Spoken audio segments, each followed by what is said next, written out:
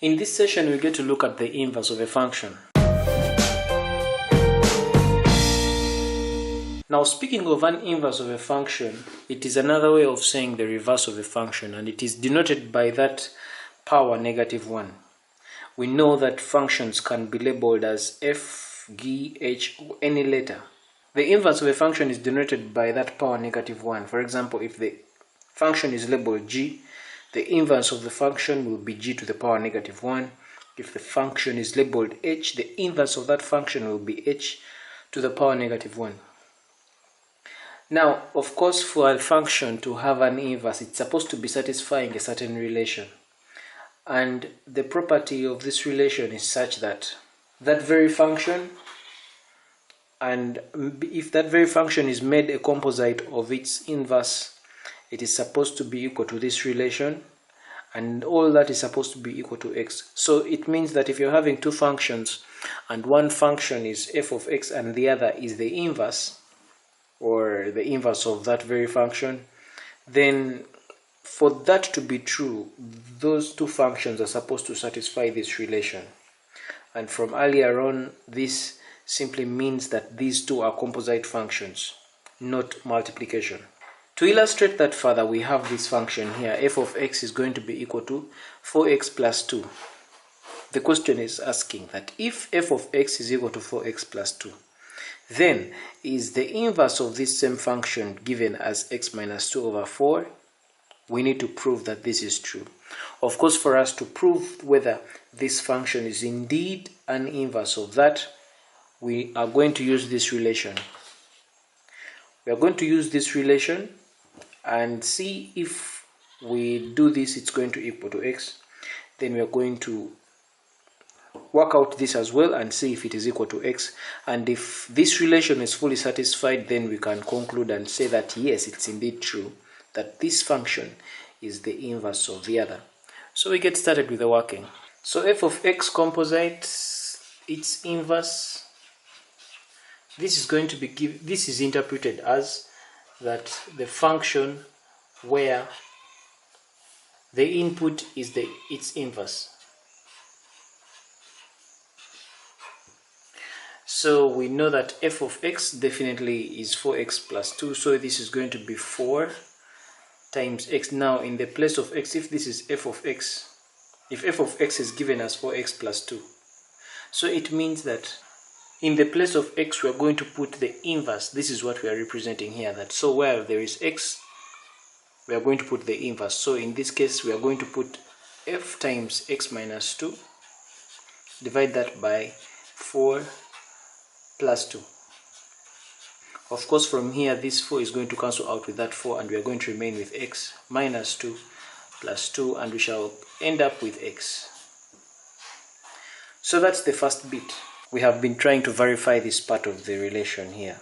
So we are going to go ahead and do the same thing but the reverse way in this form.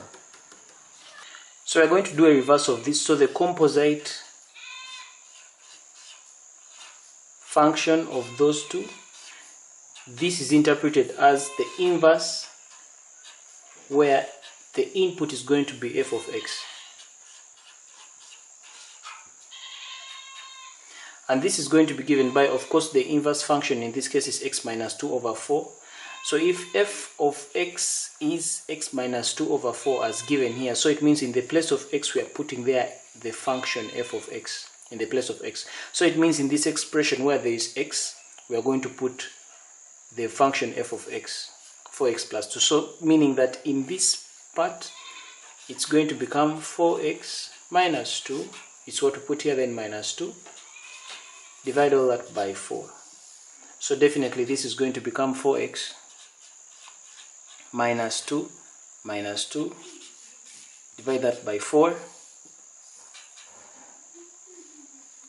This will become 4x minus 4 over 4. This will give us 4 into x minus 1. Divide that by 4. This is supposed to be 4x plus 2 minus 2. So definitely this is going to be 4x plus 2 minus 2. And this is plus 2 minus 2. This is giving us 0. So it means this is going to become 4x plus 0. That is plus 0. And this ends up being 4x over 4. This is out. So 4x over 4, the 4's will cancel out and you remain with the value of x being that. So from here you notice one thing. You notice that when we make this a composite function of that in this expression, as exhibited here, we ended up with our final answer being x. Likewise, when we did the second step here, which is this and that, you found that our final answer was x, which is still satisfying this. So if we are to go back to the question is asking that if this function f of x is given by 4x plus 2, then is this function its inverse? From our workings here, the answer is yes. So we will conclude by saying that yes, it's the inverse. If the function f is given by these ordered pairs, now find the inverse of this f, this relation f. So of course the inverse here is going to be this is the value of x, that's y, this is the value of x, that's y, this is the value of x, and that's the value of y. And we said that the other way of finding or of calling the inverse of a function is more like the reverse of the function. So it means the ordered pairs therefore are going to become, this is 1, 2. So the reverse of this is definitely 2, 1. Then this is 2, 3. The reverse of this is 3, 2. Then this is 3, 2. The reverse of this is 2, 3.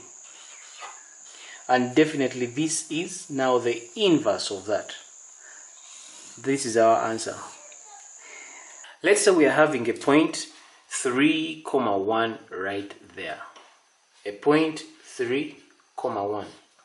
The inverse of this function is going to be the reverse of this, which will be 1, 3. That is 1, 3. So we are having this point right there and another right here. If I may use another this red point there and there, you realize that these points are on either side of this straight line.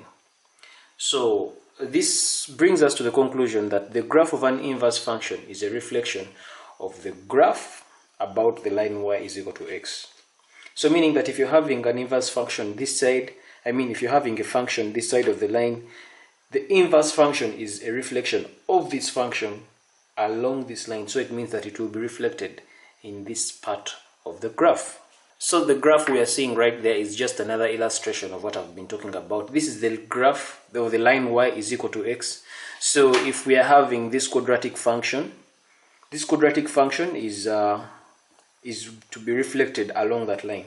Of course, if this quadratic function is reflected along that line, this is the inverse of that quadratic function. And you realize that the inverse of the quadratic function upon reflection in this along this line is giving us a relation. This is yet another example. This is the line y is equal to x. We are having this function, it's a straight line, and the inverse of this function, like we had said, is a reflection in this line y is equal to x. So the inverse of this function is this line reflected through y is equal to x. And in this case, the inverse of the function is also a function. Now that we've seen that we can get the reflection of the function or a relation by simply reflecting it in the line y is equal to x, how then can we find the inverse of the function algebraically? So in these few next examples, we are just going to show how we can algebraically or by calculation, we can get the inverse of a function. In our question right here, we are having if the function f where x is the input is given by 5x plus 4, find the inverse of that function f. So finding the inverse of that function f, we get started off by first of all acknowledging this f of x. Let's call this f of x y. So it's going to become y is going to be equal to 5x plus 4. So now we want to find the inverse of this function. What we do is that we are going to make x the subject of this formula. When we make x the subject of this formula, and then we flip the two. Remember, we said that the inverse of a function is more like the reverse of a function. So if it's the reverse of the function, it means that x is going to become y and y is going to become x. And that's it. So let's start it off this way. So we're going to first make x the subject of the formula. And so this means this is going to become, we flip 4 comes this side, this becomes y, minus 4 is going to be equal to 5x. So when we divide both sides by 5, we end up with our value of x being equal to y minus 4 over 5. So since this is, we are making it, this is the inverse, is more like we are trying to flip it or find the reverse. It means that we make this value of x becomes back y and this value of y becomes x. So it means in our next step we shall just say that y therefore is going to be equal to x minus 4 over 5, and therefore we shall say that the inverse of this function f, the inverse of the function where x is the input, is equal to x minus 4 over 5. So this is how we find the inverse of this function algebraically. This is the same way you would go and plot this on a graph and then you reflect this function in the line y is equal to x. You would still end up with a function of this nature. So we have this one too. We have f of x is going to be equal to x squared. What is the inverse? Again, let's call this y. Y is going to be equal to x squared. So our task is to make x the subject of the formula. So making x the subject of the formula, we eliminate this square. It becomes the square root of y is going to be equal to x. Therefore, here x is going to be the square root of y. So what we do is that we make x become y, we make x y and y x, we flip them. So it means that y is going to be equal to the square root of x. Therefore, the inverse is square root of x, like that.